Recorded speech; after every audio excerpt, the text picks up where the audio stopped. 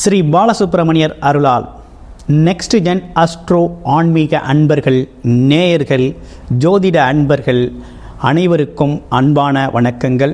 நான் உங்கள் வாழ்க வளமுடன் ஜோதிடர் ஸ்ரீ குரு சுந்தர வடிவேல். இப்போ பார்த்தீங்கன்னா புரட்டாசி மாத பலன்கள் எப்படி இருக்க போகுது அப்படிங்கிறத ஒவ்வொரு ராசிக்கும் டீட்டெயிலாக விரிவாக நம்ம பார்க்க போகிறோம். என்ன செய்யலாம், என்ன செய்யக்கூடாது, என்ன விதமான வழிபாடுகள் மிகச் சிறந்ததாக இருக்கும், நட்சத்திர பலன்கள் எப்படி இருக்குது அப்படிங்கிறத பொறுத்து நம்ம அதையும் டீட்டெயிலாக பார்க்க போகிறோம். அந்த வகையில் இந்த புரட்டாசி மாதத்தோட சிறப்புகள் என்ன அப்படின்னு பார்த்தோம்னா, சூரிய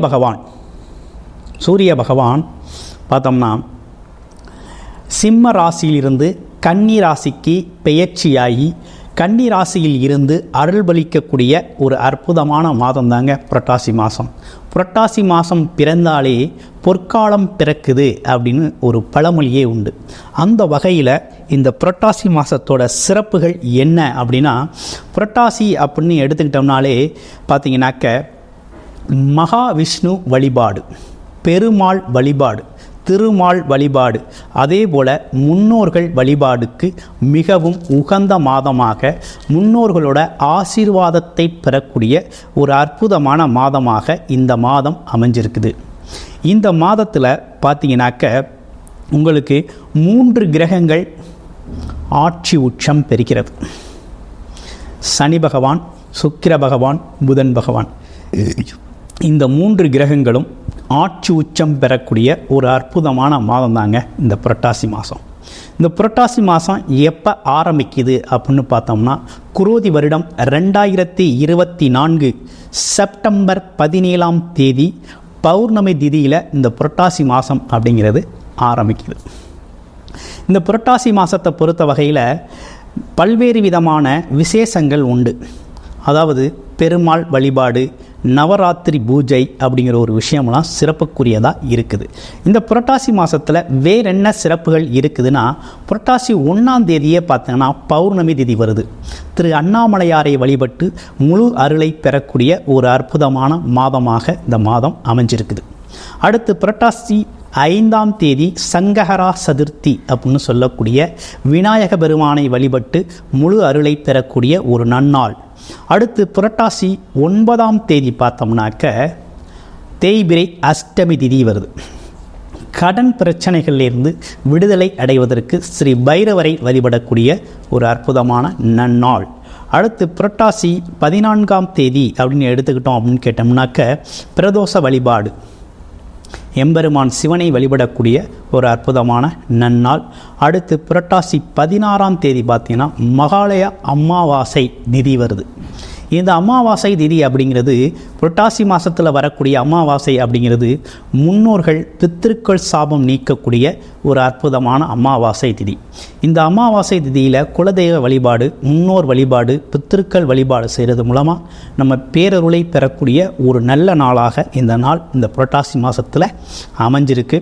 அடுத்து புரட்டாசி 17 அப்படிங்கிறது நவராத்திரி ஆரம்பமாக இருக்குது. புரட்டாசி 25 சரஸ்வதி பூஜை அப்படிங்கிறது விஷயம், ஆயுத பூஜை, சரஸ்வதி பூஜை அப்படிங்கிற விஷயம்லாம் தொடங்க ஆரம்பிச்சிருச்சு.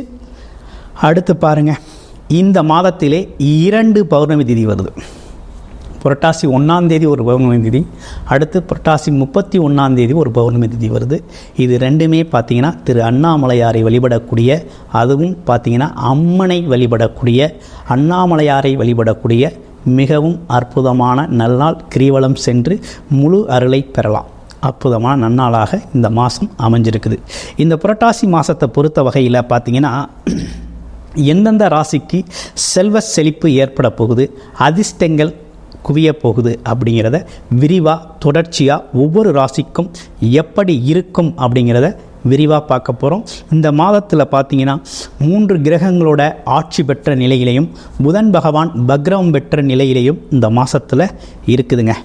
இப்படிப்பட்ட சூழ்நிலைகளில் இந்த புரட்டாசி மாதத்தில் பெருமாள் விஷ்ணு பகவானை வழிபடக்கூடிய இந்த புரட்டாசி மாதத்தில் சனி பகவான் ராகு கேதுக்களோட பாதிப்புகள் இருக்குது அப்படின்னா முழு பாதிப்பையும் நீக்கக்கூடிய, அந்த பாதிப்புகள்லேருந்து விடுபடக்கூடிய ஒரு அற்புதமான நல்ல ஒரு சிறப்புக்குரிய மாதம் அப்படிங்கிறது புரட்டாசி மாதம்தான். புரட்டாசி மாதம் முழுக்க முழுக்க பெருமாள் விஷ்ணு பகவானை வழிபட வேண்டிய ஒரு நன்னாளாக அமைஞ்சிருக்குது.